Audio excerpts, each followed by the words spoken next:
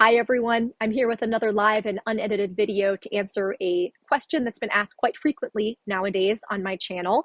And I think that the reason for that is because I have so many new viewers. So just want to thank you and welcome you to my channel. You guys are the reason we're able to reach more and more people. There are a lot of people out there with chronic dizziness who are looking for answers, and we can help them. So thank you so very much for helping me reach a broader audience with your viewership. So to start with, let's just define what PPPD and MdDS are. So PPPD, also known as 3PD or triple PD, is persistent postural perceptual disorder. And that is basically a name, it's a kind of a catch-all term for any type of chronic dizziness that doesn't have an obvious medical cause that would explain why you're having the symptoms that you have. And people with triple PD will often have, oh gosh, a whole wide range of symptoms. I almost said they will usually have, there's no usual in triple PD. The diversity is immense. So some people have kind of what they describe as dizziness, but most of you don't have dizziness or vertigo per se. It's just a whole range of weird symptoms.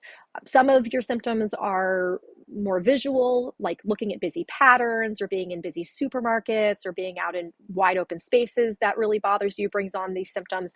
Some people feel heaviness, floatiness, disorientedness, disembodiedness, just a general sense that things are jumping around, like you can't fix your vision on something that's moving. So all of these things and more are related to triple PD, and those are symptoms of it. And triple PD typically starts, and by typically, what I mean is the medical literature says that triple PD typically starts after some kind of condition that leads to vertigo or dizziness. And that can be ear related. So something like having the ear crystals, also known as BPPV, or having vestibular neuritis or labyrinthitis, which are infections of the ear. That's what can often cause triple PD to get started. But that is certainly not what I've seen in my practice. I find a lot of my patients have their triple PD set off by something completely unrelated to the ear. Sometimes it's after a panic attack. Sometimes it's after surgery on an unrelated part of the body. So just because it didn't start with something related to the ear doesn't mean that it's not triple PD. Again, triple PD is really a catch-all term for anything that falls within the dizziness bucket that's not explained by a medical cause or tissue damage at this point.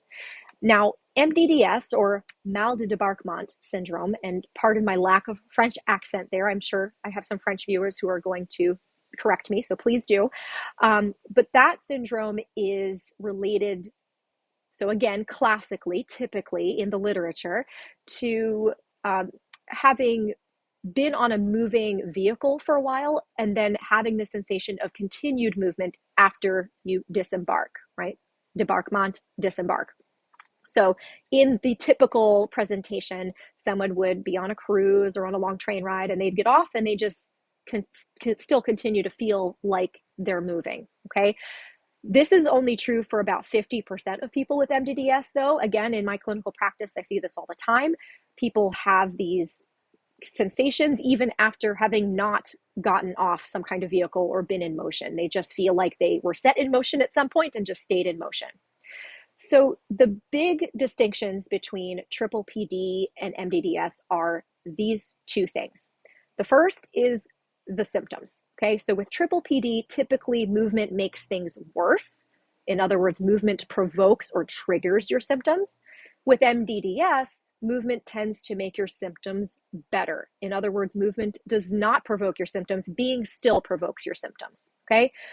But here's the thing, by the way, before I continue on to the second thing, I'm already going to explain why this distinction is a little bit squishy.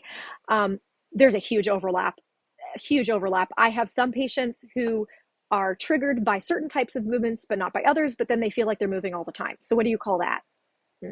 It's neither one, right? It doesn't fit into either category very neatly. So if you don't neatly fit into either category, keep listening. I'm going to explain that in a moment, okay? So the first thing, again, the first distinction in a classic way, in the typical way, is that triple PD is provoked by movement, whereas MdDS is provoked by being still. The second thing that distinguishes them is how they get their start, which again, in a typical sense is that triple PD will get started after some kind of injury or some kind of, especially some kind of ear injury that sets dizziness in motion, and then the dizziness persists. And then MdDS classically will be started after being in motion, and then the motion persists even after the actual moving part is over. And again, same caveat as before, I would say at least half of my patients don't neatly fit into either of those definitions. They have the symptoms that are consistent with one disorder or another, or they have an overlap between all of their symptoms. And then they don't have either of those two conditions. It didn't start with anything medical that they can identify, or it didn't start with any movement that they can identify. So here's why it matters, whether you have triple PD or MdDS. It does not matter, okay? It does not matter. They are both forms of neural circuit dizziness. I want to be really clear about this.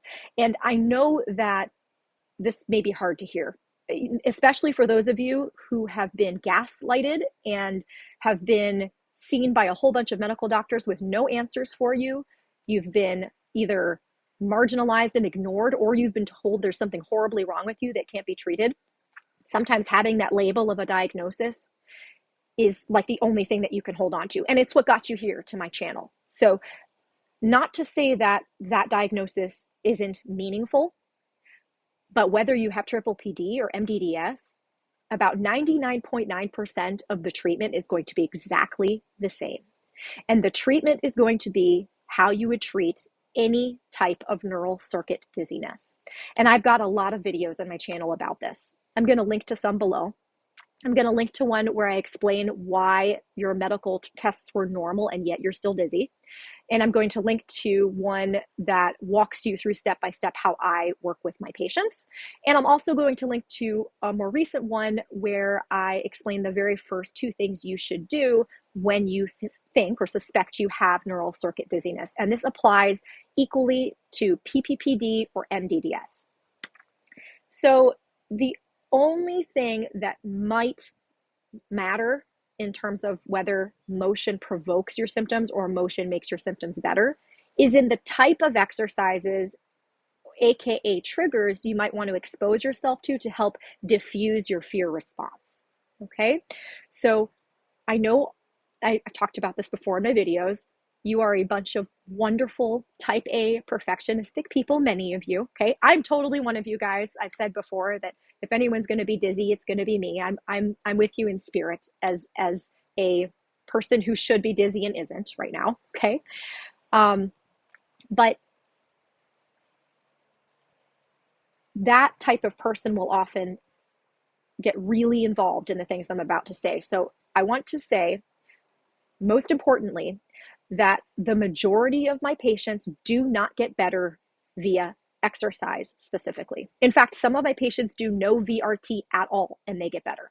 Okay, so the exercise is a means to an end. It's one tool we have to help expose your brain to the things that are scary and help diffuse the fear response. In other words, teach the brain a different way of handling those triggering stimuli, those triggering situations, positions, movements. But that's all that VRT is when you have chronic dizziness. It's just a means to an end.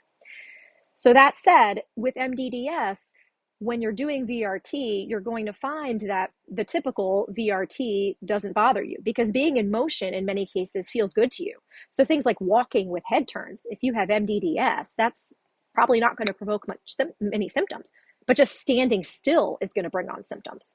Whereas the converse may be true if you have triple PD. Walking with head turns is going to be one of the most challenging exercises you can do, whereas standing still is relatively easy. So here's my advice on this, and I will come out, if you're interested, I can make an entire video on how I would approach VRT differently for these two scenarios.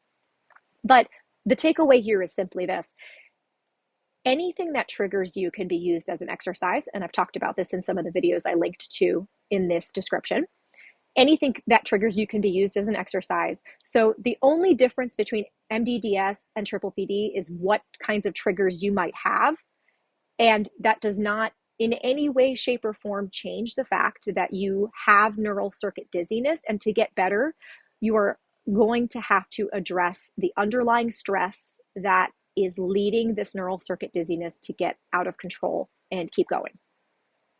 So I hope that was a helpful explanation for you guys. I know I took a very hard line stance here today, and I said some things that some medical professionals may not agree with. So let me know your thoughts in the comments. I look forward to hearing from you. And again, thank you so, so much for tuning in and helping my channel reach a wider audience so we can help more people with dizziness. All right, whether they have triple PD or MdDS, they're all welcome.